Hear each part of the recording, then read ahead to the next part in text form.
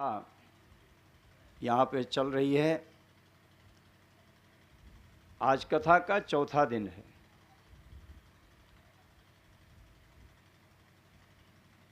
कल के प्रसंग में काम, क्रोध, लोभ को मारने की शिक्षा दी गई। हिरण्यकशिपु और हिरण्याक्ष के माध्यम से यह बताने का प्रयास किया गया कि लोभ बड़ा ही कठिन होता है, इससे बचने के लिए बहुत प्रयास करना पड़ता है। काम और क्रोध को मारना उतना कठिन नहीं है जितना कि लोभ को मारना। भगवान 2 बार अवतार लेते हैं लोभ को मारने के लिए। हिरण्याक्ष और हिरण्यकशिप को मारने के लिए 2 बार अवतार लेते हैं, वाराह और नरसिंह भगवान के रूप में। काम को, रावण और कुंभकर्ण को मारने के लिए भगवान राम एक ही बार अवतार लेते हैं, काम को मार देते हैं, रावण कुंभकर्ण को मार देते हैं।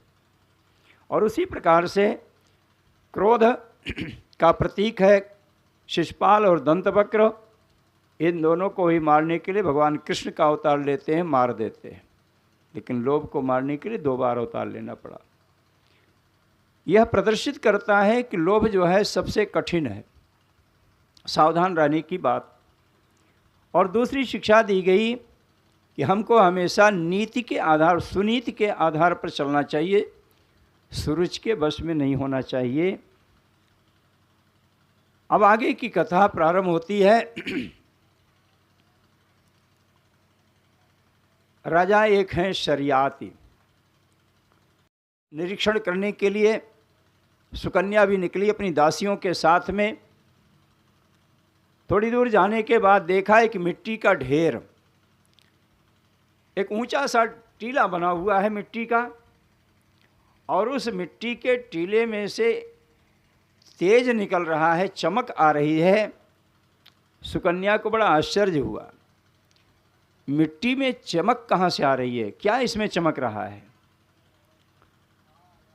बगल में पड़ा था एक कांटा, उठाया और उस कांटे को उठा करके जहाँ से चमक निकल रही थी वहाँ पे जाके छुआया। जैसे स्पर्श हुआ तैसे उसमें से खून की धारा बह गई, खून के छींटे निकले। सुकन्या भागी, डर के मारे वहाँ से भाग खड़ी हुई।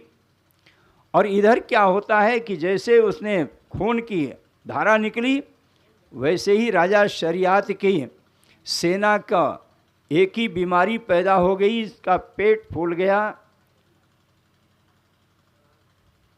एक ही बीमारी एक ही साथ में सारे सैनिकों को हो गई। राजा शरियात धर्मात्मा है, वो किसी वैद्य के पास नहीं जाते।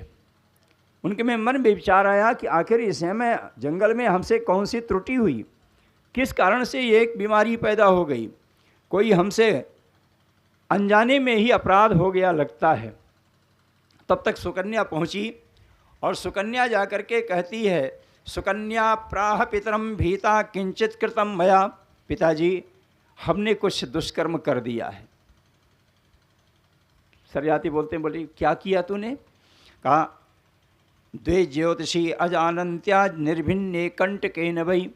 2 तेज दिखाई पड़ा, चमक दिखाई पड़ी, और उसमें हमने कांटा चुभो दिया, खून के छींटे पड़े, भाग करके मैं आई हूँ आपके पास में।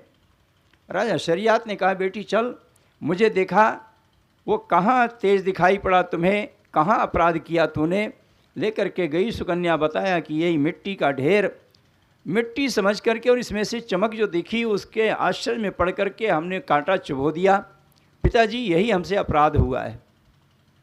मिट्टी हटाई गई तो वहाँ बैठे तप कर रहे थे महात्मा च्यवन ऋषि।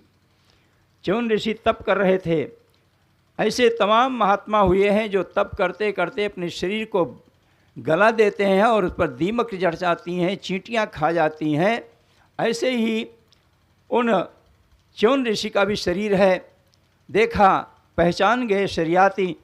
शरियात ने कहा, बेटी, इन महात्मा के साथ तुमने दुष्कर्म किया है, इसलिए मैं तुम्हें इन्हीं महात्मा को समर्पित करता हूँ।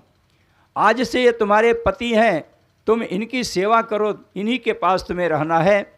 शरीयत ने अपनी बेटी को वहाँ दे करके वापस अपने राज्य में चले आए। कुछ दिन तक सेवा करी। अब संयोग एक दिन अश्विनी कुमारों का आगमन हुआ। वैद्य कहे जाते हैं, वो दोनों आए। सुकन्या उनकी बड़ी सेवा की, बड़ी सेवा की। महात्मा प्रसन्न हुए अश्विनी कुमार और कहा, क्या चाहती हो, क्या चाहती हो, तुम्हें मैं आशीर्वाद दे दूं, क्या दे दूं, जो तुम्हारी इच्छा से मांग लो। सुकन्या ने कहा, भगवान आप देख रहे हो ये मेरे पति हैं, मुझे देखो और मेरे पति को देखो। मैं युवावस्था को प्राप्त और हमारे पति वृद्धावस्था को प्राप्त, इसलिए क्रियताम में वयोरूपम प्रमदानाम यदीप्सितम। आप वही करिए जो एक नवयुवती को जब अच्छा लगता है।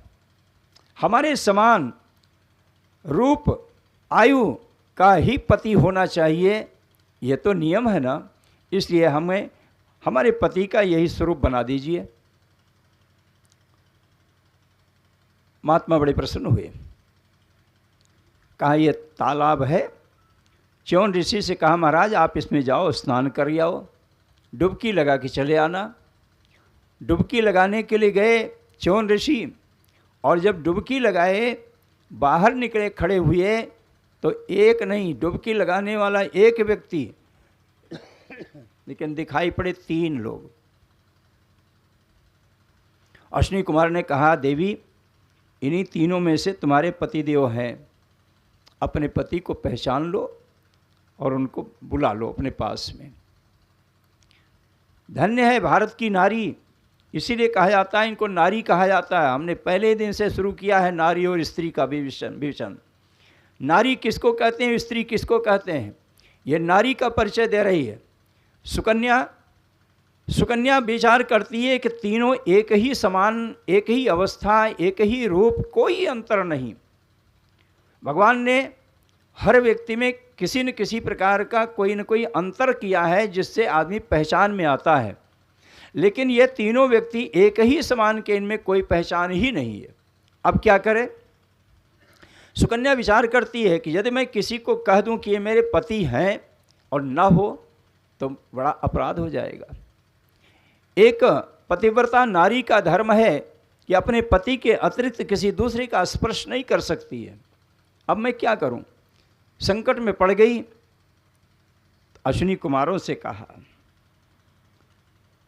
तान निरीक्ष्य बरारोहा स्वरूपान सूर्यवर्चसः अजानती पतिम साध्वी अश्विनौ शरणम जजौ। अश्विनी कुमार की शरण में जाती है, भगवान मैं नहीं पहचान पा रही हूँ, आप ही मार्गदर्शन करने की कृपा करें। अश्विनी कुमार बड़े प्रसन्न हुए, धन्य है नारी सुकन्या, और उन्होंने एक को बुलाया, कहा यही तुम्हारे पति हैं। देख लिया, बड़ी प्रसन्न हुई, आकर के दोनों लोग रहने लगे। एक नवयुवक को प्राप्त, ऋषि को प्राप्त करके सुकन्या भी बड़ी प्रसन्न हुई। दोनों एक साथ में पति पत्नी के रूप में रह रहे हैं। कुछ दिन के बाद शरियाती चले अपनी बेटी का समाचार लेने के लिए, और जब उनकी कुटिया में आए शरियाती तो देखा क्या कि मेरी बेटी एक नवयुवक के साथ बैठ कर के बातें कर रही है। बड़ा क्रोध आया शरियाती को, और कहते हैं, चिकीर्षितं ते किमिदं पतेस्त्वया प्रलम्बितो लोक नमस्कृतो मुनिः यत्त्वं जराग्रस्तमसत्य सम्मतं विहाय जारं भजसे मुमध्वगम्। अरे सुकन्या, ये तूने क्या किया, मेरे वंश को तूने कलंकित कर दिया। मैंने तो तुम्हें एक जराग्रस्त वृद्धावस्था को प्राप्त महात्मा को समर्पित किया था, और तू एक नवयुवक के साथ बैठ कर के बातें कर रही है। ये तो व्यभिचारिणी का काम है, तुमने मेरे कुल को, वंश को कलंकित कर दिया। सुकन्या मुस्कुराई, नहीं नहीं पिताजी, आपको अपने बेटी पर विश्वास नहीं है। आपकी बेटी हूँ, आपने जो शिक्षा दी है उसका मैं पालन करती हूँ, फिर मुझे ऐसे कैसे कह सकते हो। शरीयत कहते हैं जो मैं देख रहा हूँ उसको क्या कहूँ, मुझे तो दिखाई पड़ रहा है, जो दिखाई पड़ रहा है उसी को मैं बोल रहा हूँ। शरियाती ने सुकन्या ने बताया, नहीं पिताजी, यही उवाच तात जामाता तवैश भृगुनंदन। नहीं पिताजी, यही आपके दामाद, वही भृगुनंदन महाराज च्यवन ऋषि वही हैं, दूसरे कोई नहीं है। जो मैं देख रहा हूँ, कैसे मुझे विश्वास हो? अश्विनी कुमारों ने आकर के बताया, सारा किस्सा सुनाया, कैसे कैसे इनका स्वरूप बदला है। शरियात बड़े प्रसन्न हुए, धन्य है। और इस प्रकार से अपने तप के अपने सेवा भाव के द्वारा उसने अपने पति को प्राप्त किया।